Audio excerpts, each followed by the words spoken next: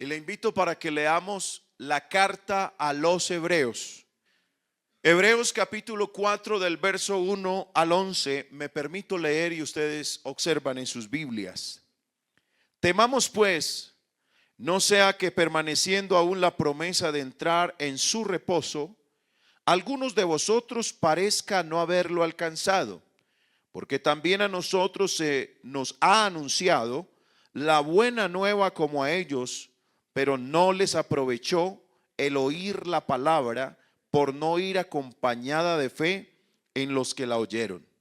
Pero los que hemos creído entramos en el reposo, de la manera que dijo: por tanto juré en mi ira, no entrarán en mi reposo. Aunque las obras suyas estaban acabadas desde la fundación del mundo, porque en cierto lugar dijo así del séptimo día: y reposó Dios de todas sus obras en el séptimo día. Y otra vez aquí: no entrarán en mi reposo. Por lo tanto, puesto que falta que algunos entren en él, y a aquellos a quienes primero se les anunció la buena nueva, no entraron por causa de desobediencia. Otra vez determina un día, hoy, diciendo después de tanto tiempo, por medio de David, como se dijo: si oyereis hoy su voz, no endurezcáis vuestros corazones. Porque si Josué les hubiera dado el reposo, no hablaría después de otro día. Por tanto queda un reposo para el pueblo de Dios, porque el que ha entrado en su reposo también ha reposado de sus obras, como Dios de las suyas. Procuremos pues entrar en aquel reposo, para que ninguno caiga en semejante ejemplo de desobediencia. Tenga la bondad de ubicarse, y en el nombre de Jesús enseñamos la palabra del Señor. El reposo no es un día, es Cristo. El reposo no es un día, es Cristo. Vamos a analizar detenidamente en la palabra del Señor. Y es importante mirarlo a través de la palabra del Señor. En esto que acabamos de leer, hay una descripción y nos está hablando de 4 reposos. Y esos 4 reposos están resumidos aquí en la carta a los Hebreos, capítulo 4. El primer reposo es el de la creación, donde dice: y reposó Dios de toda la obra que había hecho. Allí no fue que Dios mandó a reposar a nadie, sino que dice que Él reposó de la obra que había hecho. Cuando dice que Dios reposó, no habla que Dios se acostó o reposó guardando un día, sino que ese reposo del que está hablando ahí es que Dios se alegró, se satisfizo por cómo terminó su obra. La Biblia dice que cuando Dios vio todo lo creado, Dios vio que todo era en gran manera bueno y reposó de su obra, porque Dios no se fatiga, porque Dios no se cansa. Así que el reposo de Dios no es que Él esté en una cama durmiendo. El reposo de Dios es una satisfacción del Señor haber hecho su obra perfecta. Todo lo que Dios había creado estaba conforme a su plan. Y yo creo que el plan de Dios es perfecto. Toda la creación de Dios es perfecta, porque Dios hizo un plan antes de la fundación del mundo. Y aquí yo quiero que todos glorifiquemos a Dios por esto, porque antes de la fundación del mundo el Señor pensó en usted y el Señor pensó en mí. Alabanzas al nombre de Jesús. Gloria a Dios.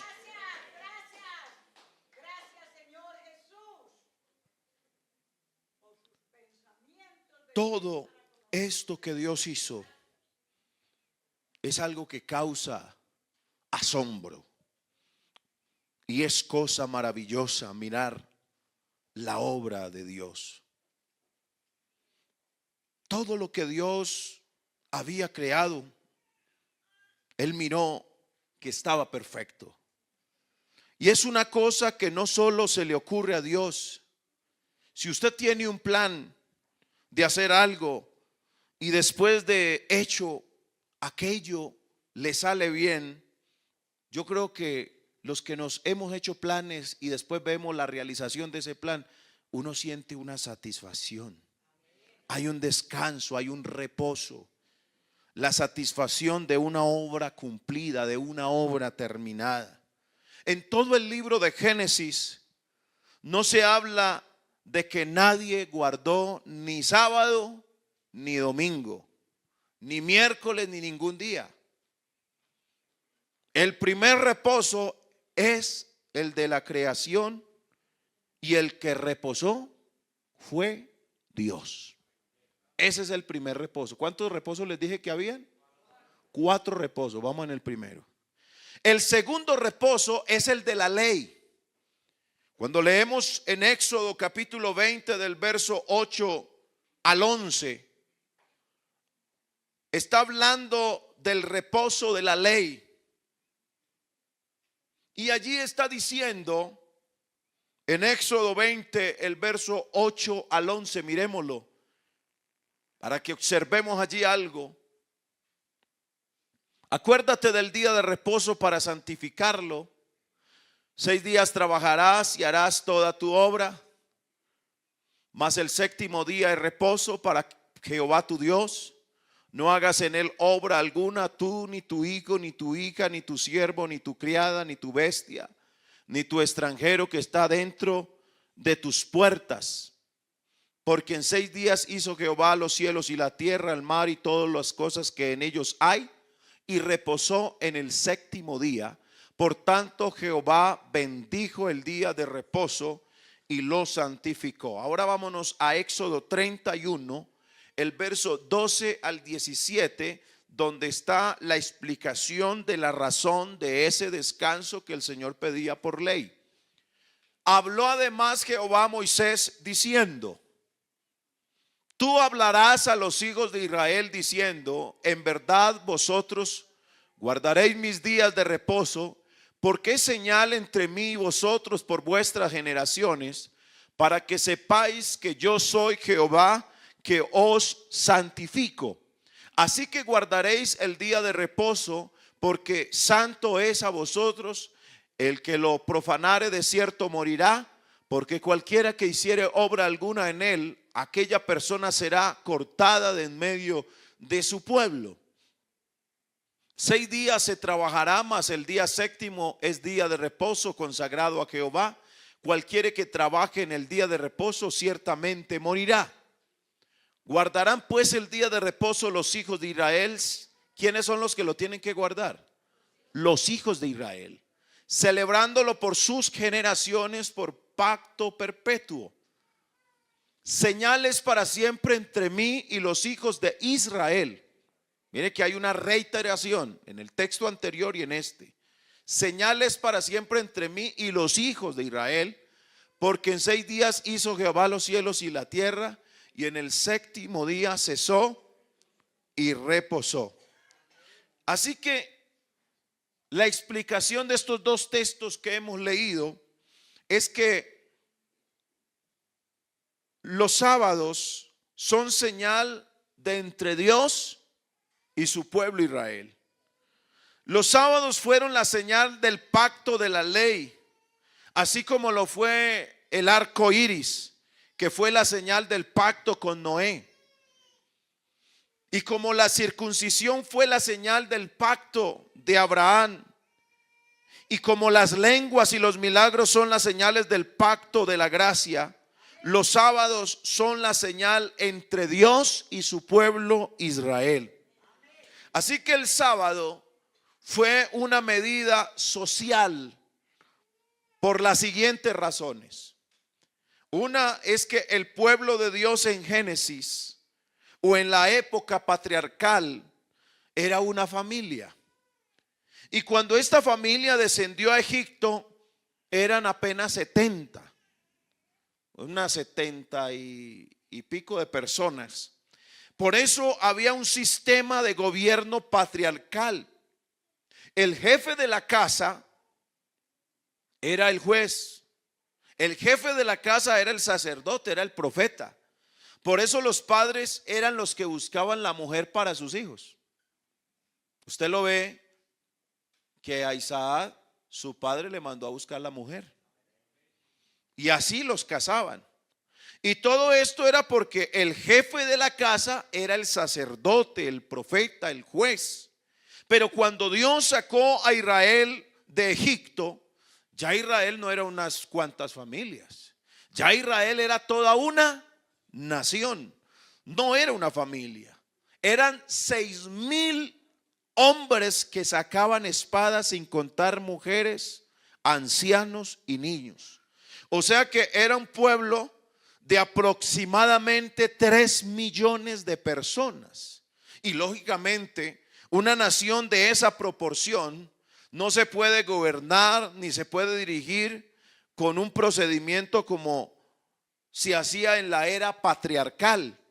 Lo primero que Dios hizo al redimirlos, al sacarlos de la esclavitud de Egipto, fue darles una ley. Como una nación cuando se independiza, cuando deja de ser colonia de otro país, lo primero que hace es una constitución para poder gobernarse.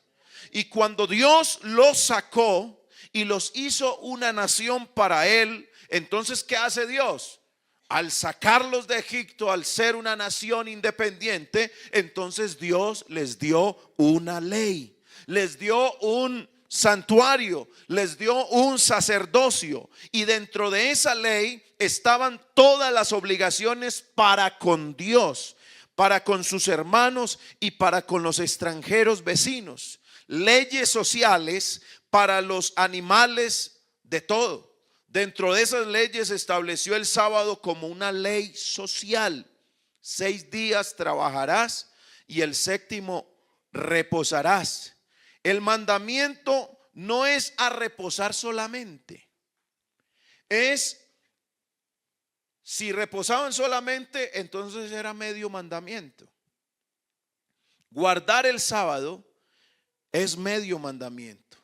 El mandamiento entero es: 6 días trabajarás y el séptimo reposarás.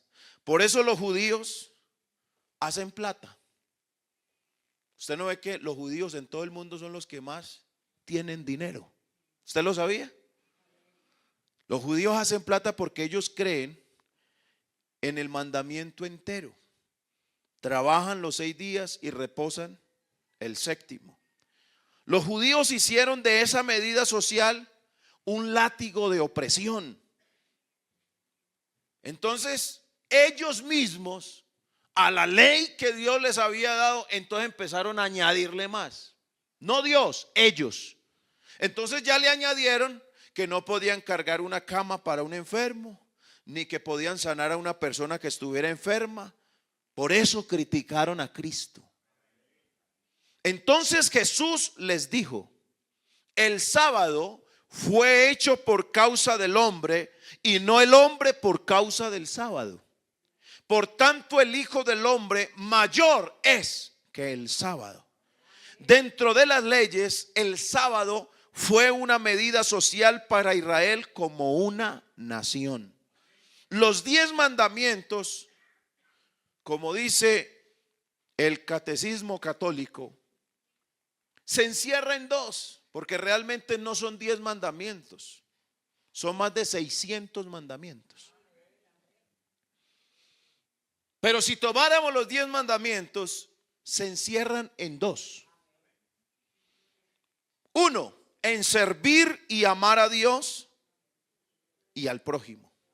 O sea que los 10 mandamientos se refieren a los deberes hacia Dios y los deberes hacia los demás. Vamos en el segundo reposo. ¿Sí estamos ahí? O gracias, hermano, nos dejó más enredados. Segundo reposo. Ahora pasemos al tercer reposo. ¿Cuál era el tercer reposo? La tierra prometida. Bueno, hagamos un repaso a ver si ustedes sí están aprendiendo o el cuerpo está aquí, la mente está por allá, quién sabe dónde. ¿Cuál es el primer reposo? El reposo del Señor, ¿cierto? El segundo reposo, el de la ley. Y el tercer reposo que vamos a estudiar, el tercer reposo es la tierra prometida. La tierra prometida era un reposo que el Señor le prometió a su pueblo Israel. Y ahí donde leímos en Hebreos 4, dice que si Josué les hubiera dado el reposo, no hablaría de otro reposo. ¿Por qué la tierra prometida era un reposo? Porque ellos salieron de una esclavitud degradante y opresora en Egipto. Y luego vivieron 40 años en el ardiente desierto para entrar en una tierra que Dios la calificó como tierra que fluye leche y miel, tierra de montes y vegas, tierra que bebe la lluvia del cielo, tierra sobre la cual los ojos de Jehová están desde el primer día hasta el último del año, ciudades que no edificasteis, olivares que no plantasteis. Figúrese que ellos al salir de la esclavitud, porque ¿qué hacían todos los días? Ellos ¿qué hacían todos los días en Egipto? Hacían ladrillos. ¿Y cómo hacían los ladrillos? No era con ánimo, están haciendo muy bien los ladrillos, no, a punta de látigo. Hacían ladrillos a punta de látigo para llegar a ciudades que no edificaron, para llegar a olivares que no plantaron, plantíos que ellos mismos no plantaron, tierra que fluía leche y miel, porque ese era el reposo que Dios les había prometido a ellos. Pero ¿qué sucedió? Aunque era la promesa de Dios darles una tierra que fluye leche y miel como reposo, ¿qué sucedió? No oyeron la palabra de Dios, porque la palabra de Dios hay que oírla acompañada de fe.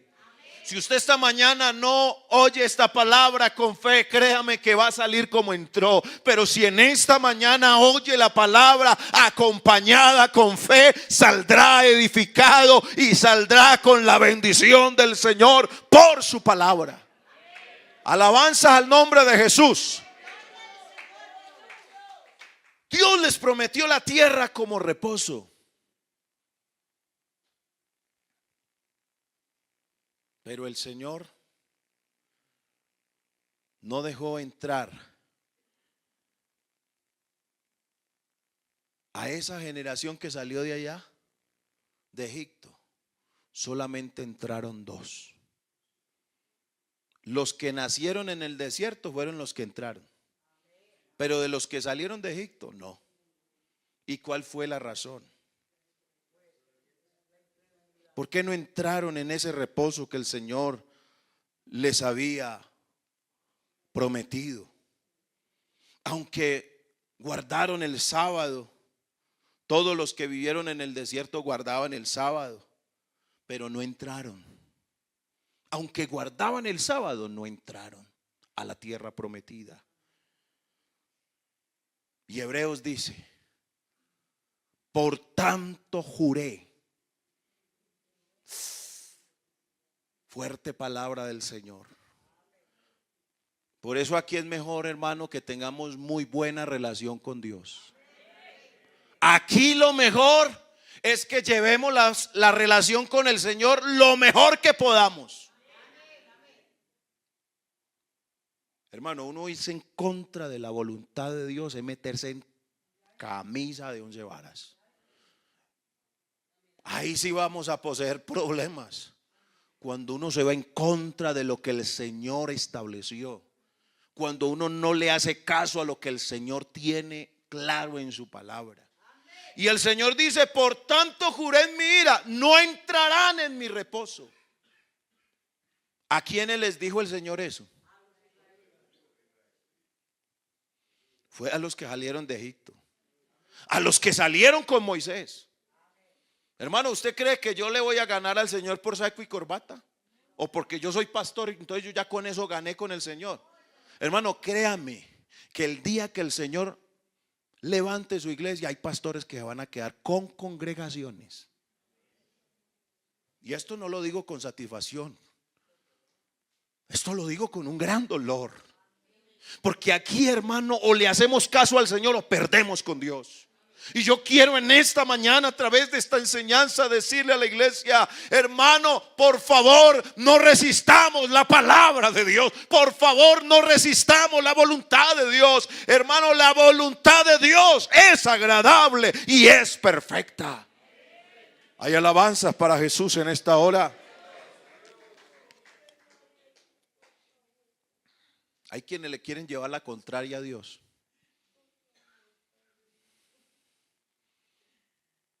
Y si hay pastores que le lleven la contraria a Dios, y si hay creyentes que le lleven la contraria a Dios, no van a irse con el Señor. Si pasó con Israel, ¿por qué no va a pasar con nosotros? ¿O usted cree que Dios no defendía a Moisés? Dios no hablaba de Moisés. Es más, decía: en mi casa no hay como Moisés. Y aunque tenía buen testimonio Moisés delante de Dios, hasta Moisés el Señor le dijo: usted tampoco va a entrar. Uy, hermano,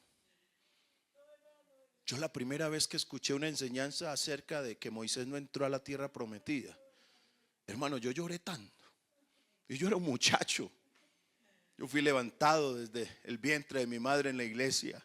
Pero cuando ya tuve ese entendimiento de las cosas, me pareció terrible que todo lo que hizo Moisés, todo lo que le obedeció al Señor, y por unas rabietas que tuvo en un momento, el Señor le dijo: entonces, como usted no me santificó delante del pueblo, entonces usted tampoco va a entrar. ¿Sabe qué nos está mostrando el Señor? Que a Él no se le escapa nada. Aquí no vamos a ganar, hermano, de títulos, ni de nombres, ni de apellidos. Aquí le obedecemos a Dios o perdemos con Dios. Pero en esta mañana, como siervo del Señor, le aconsejo a la iglesia: hay que obedecer a Dios antes que a los hombres. Hay que tener temor de Dios. Hay que vivir para nuestro Dios, agradándole en todo. Antes de hacer algo con su vida, con su cuerpo, con la parte que el Señor nos ha entregado en este santo evangelio, no haga nada sin pedirle permiso al Señor. ¿Será que esa decisión que estás tomando, ahí está Dios? ¿Será que ese negocio que estás haciendo, ahí está, en el asunto está Dios? ¿Cómo estamos llevando nuestra vida espiritual, eso le agrada a Dios? Mano, aquí agradarle a los hombres y no agradarle a Dios es mal negocio. Esta iglesia y este siervo le debemos todo al Señor, y a Él tenemos que agradarle, y a Él tenemos que servirle y vivir solo para Él. Alabanzas al nombre de Jesús. Hay cosas que usted y yo hacemos que a Dios no le gustan, y sin embargo las hacemos.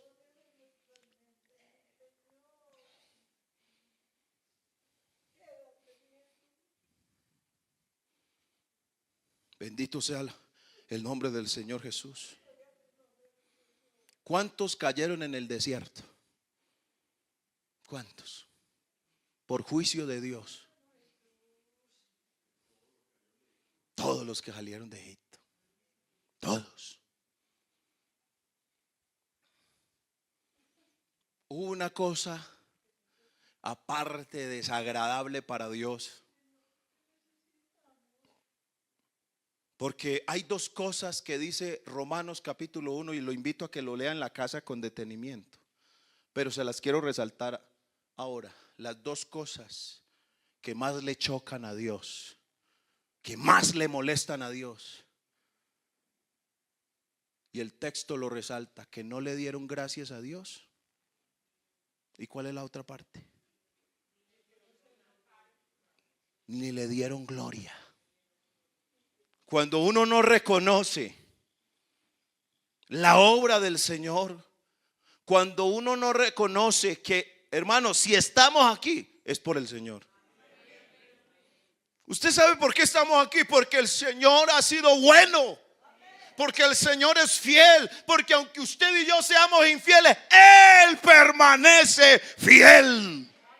Alabanzas al nombre de Jesús.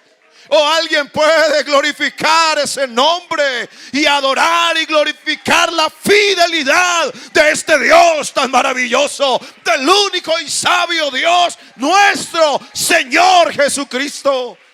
Alabanzas al nombre de Jesús. Oh, gloria a Dios. Oh, gloria a Dios.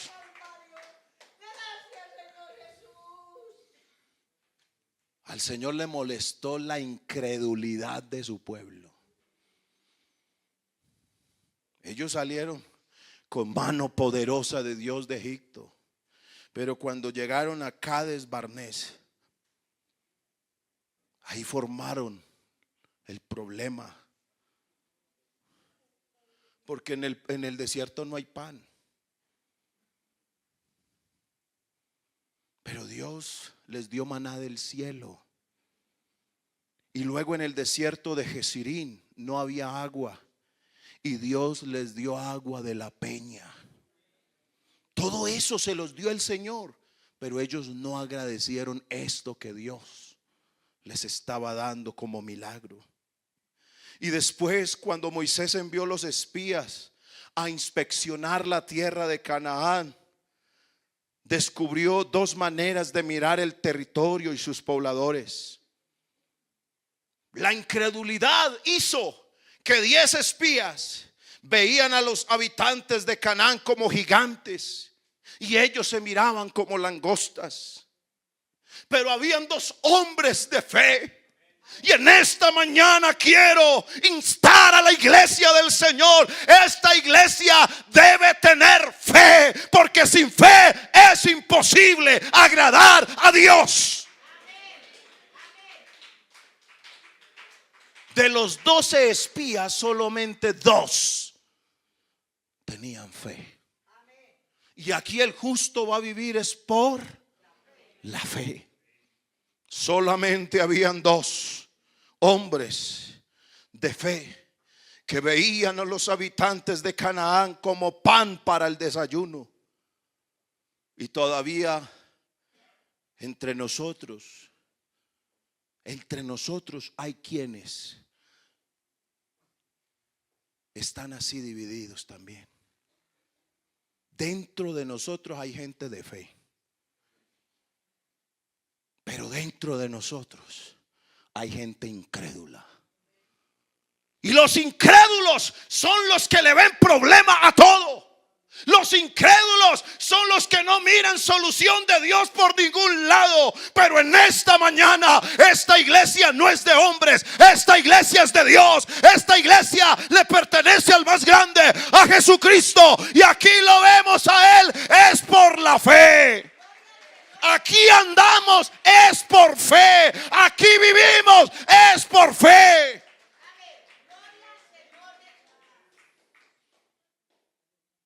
Cuando Dios permite una prueba, esas pruebas son duras. Lloramos. Tenemos noches muy largas. Tenemos días angustiosos, momentos dolorosos.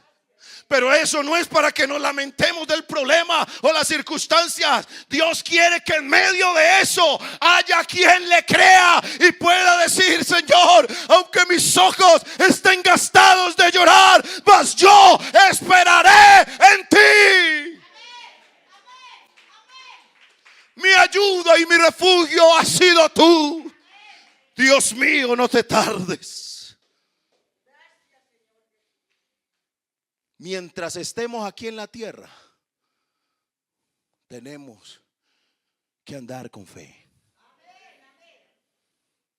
Si usted mira sus problemas, mira sus angustias, mira su situación difícil y no mira con fe, los va a mirar como los 10 espías incrédulos que vieron fue una cantidad de gigantes. Y por eso es que a veces entre nosotros vemos los problemas como gigantes que nos quieren apabullar, que nos quieren volver añicos. Oh, pero en esta hora se levanta una iglesia de fe, porque más grande que los problemas es el gigante que está con nosotros.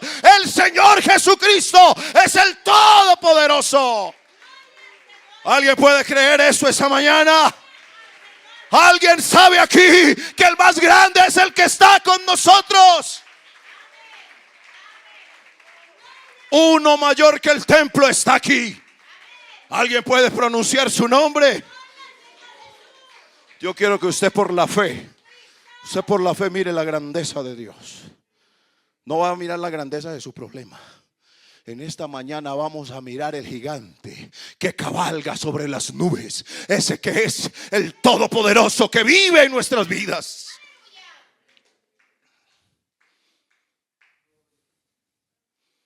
El Señor le dio ira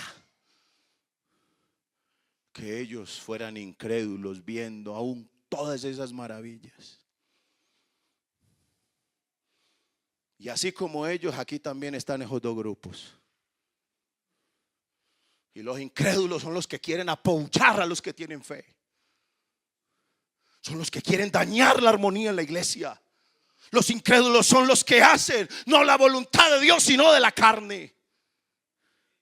Pero yo creo y estoy seguro que aquí somos más los de fe que los incrédulos.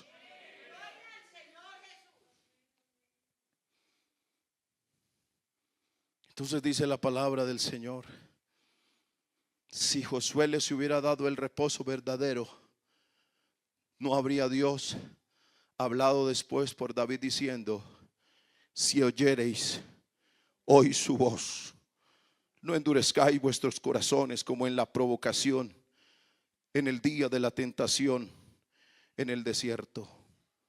¿A cuál reposo se refería? Y ahí viene la relación con el título del mensaje esta mañana.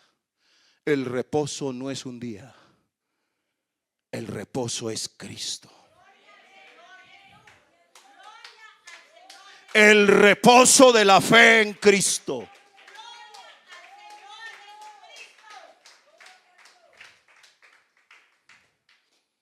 Y quiero decirle a la iglesia el cuarto reposo: descanse hoy para siempre en el reposo de la fe.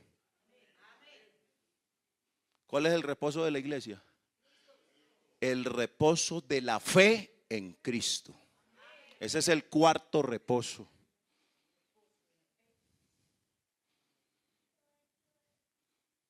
¿Cómo reposó Dios de sus obras?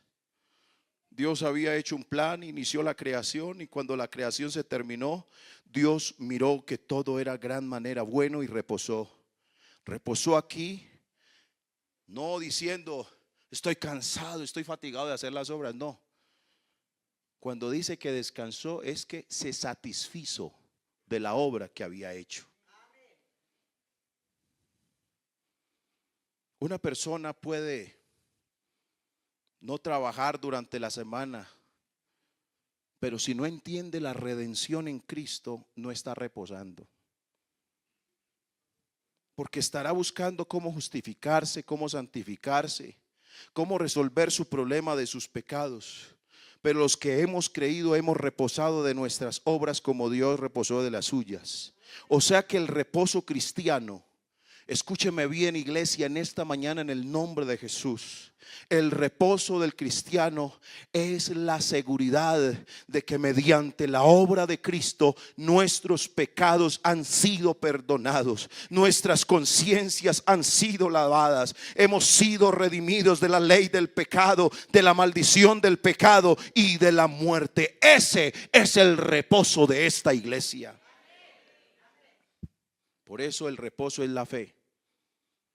Los otros reposos, el desierto, el sábado y el de Canaán, eran solamente figuras del verdadero reposo. El reposo del cristiano, que es el de cesar de nuestras obras en vida, de que Cristo hizo una obra perfecta. En vida el Señor, en su manifestación en carne, Él hizo su obra perfecta para redimirnos. Por eso dice Efesios capítulo 2: sois salvos por gracia, por medio de la fe, y esto no de vosotros, pues es don de Dios, no por obra, para que nadie se gloríe, porque somos hechuras suyas, creados en Cristo Jesús para buenas obras. Así que las buenas obras del cristiano son fruto o consecuencia de la fe en Cristo.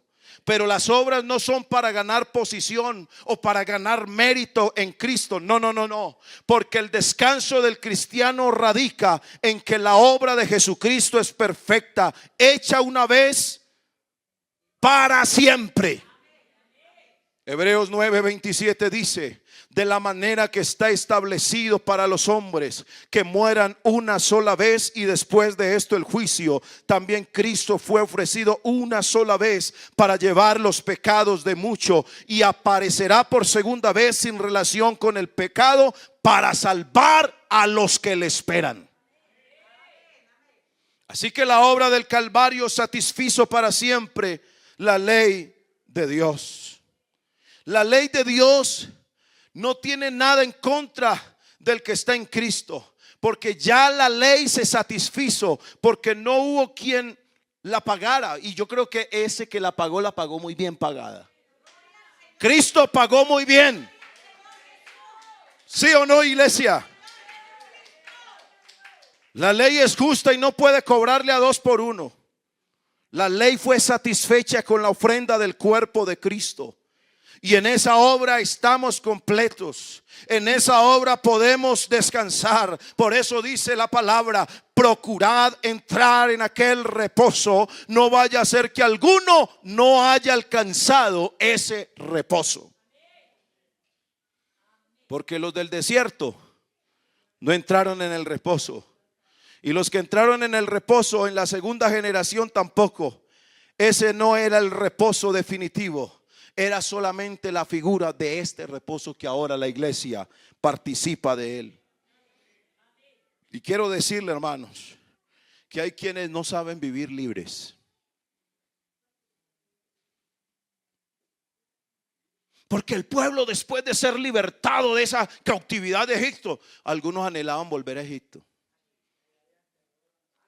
Usted puede creer que después de estar en esta gracia bendita, usted después de estar en este santo evangelio, usted anhele volver al vómito del mundo, al vómito de donde te sacó el Señor, que usted siquiera lo consienta en la mente. Hay poder en Jesús. Que el Señor en esta hora nos ayude a entender que aquí lo más hermoso ya lo tenemos en Cristo. Alabanzas al nombre de Jesús. Esa cochinada de mundo no tiene nada para ti ni para mí. Pero Cristo tiene abundancia de riqueza de su gracia bendita. Alabanzas el nombre de Jesús. Dice la palabra del Señor en Gálatas 5:10. Y yo quiero que usted se pare, hermano, firme en la fe en el Señor Jesucristo. Estad pues firmes en la libertad. ¿Por qué dice eso? Porque hay hermanos que el enemigo les recuerda cosas de allá y algunos quieren vivir esas cosas otra vez.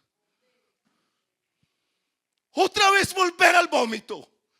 Otra vez volver a esa esclavitud de donde Dios te sacó. Y algunos están en el evangelio como obligados. Ay, es que tengo que ir al culto. Ay, es que tengo que diezmar. Ay, es que tengo que ofrendar. No, hermano, aquí hacemos las cosas porque Cristo nos hizo libres. ¿Sabe por qué el enemigo te recuerda allá? Porque una persona cuando recuerda lo de allá no se siente libre.